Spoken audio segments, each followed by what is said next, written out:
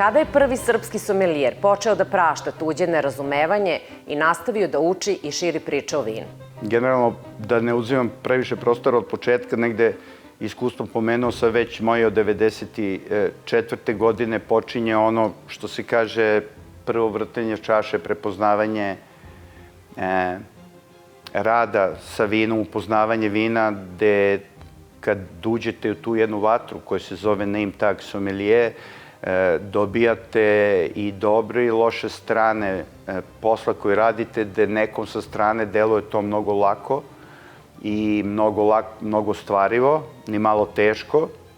Jedna pozicija u restoranu koja, pored toga što predstavlja dirigenta orkestra koji prepoznaje i kartu pića, i vinsku kartu i jelovnik, sve spaja na način koji je što formalan, što neformalan u mnogim situacijama u zavisnosti od gosta.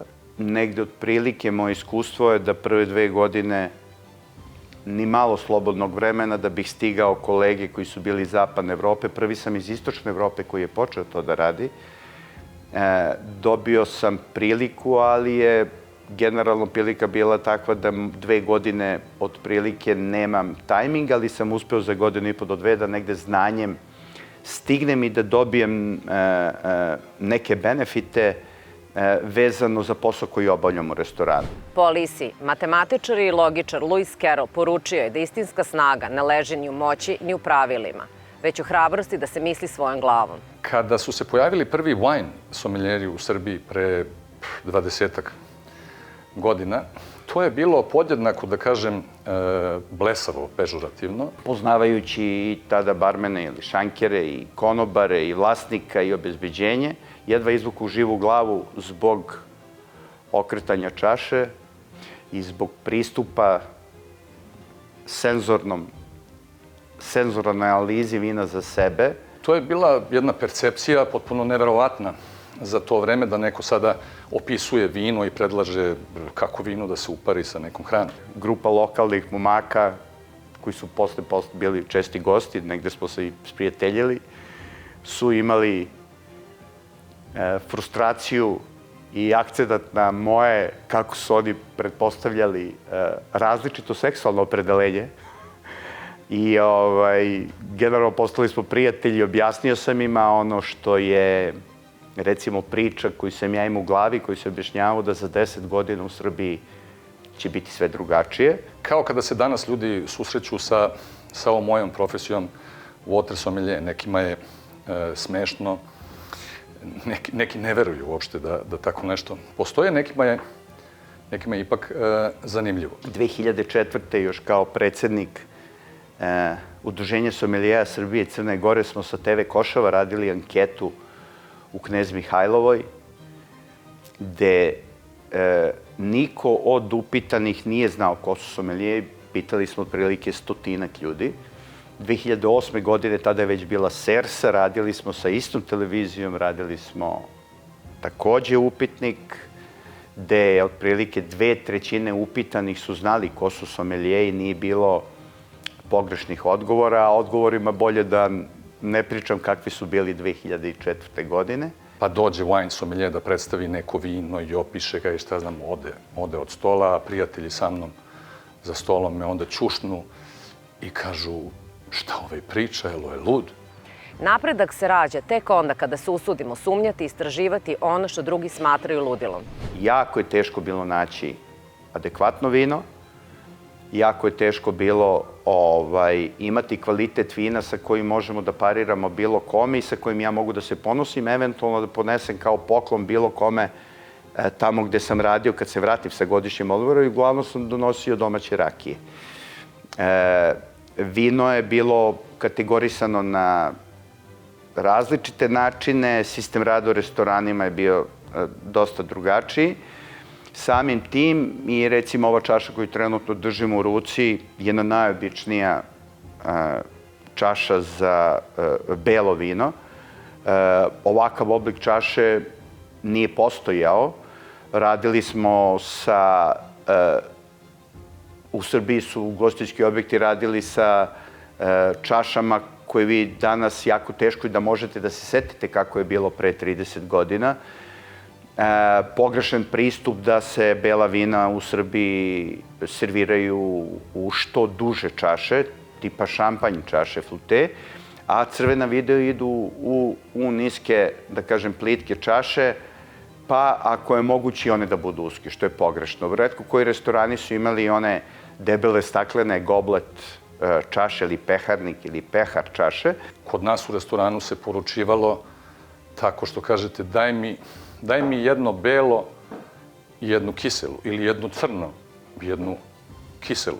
Period gde je sve počelo da se menja bile otprilike negde 2007-2008 godina pojavom većeg broja proizvođača, kvalitetnijih vina u Srbiji, prepoznavanjem samih vinarija, značaju somelijeja za njihovu struku, krenule su stvari na bolje.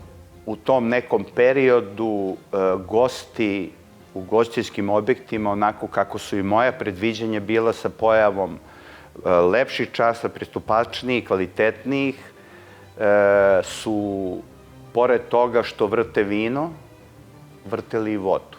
Prvi sajam vina koji smo kao udruženje tada Somelija Srbije i Crne Gore organizovali u Hajetu sa takmičenjem gde smo doveli najbolji svetski žiri sa najboljim somelijeom, tada Olivier Poussielom.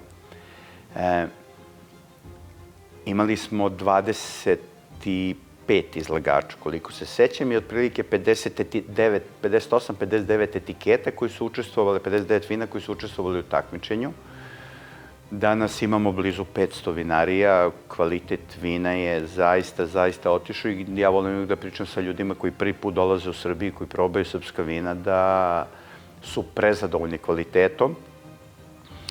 Volim da pričam sa ljudima iz struke, sa stručnim ljudima koji poznaju svetska vina i mislim da imamo sa čim da se ponosimo.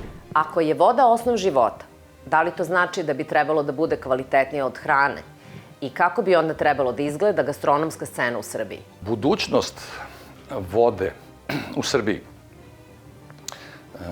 će zavisiti, kakav plan će ona zauzeti, će zavisiti od dva faktora. Jedan je rast svesti među mladim naraštajem o zdravom načinu života. Najnovije istraživanja pokazuju da je konzumacija alkoholnih pića sve manja i manja kod mladih ljudi.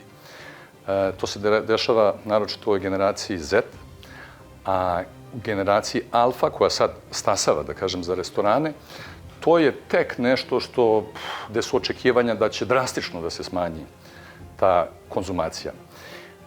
A drugi faktor su migracije.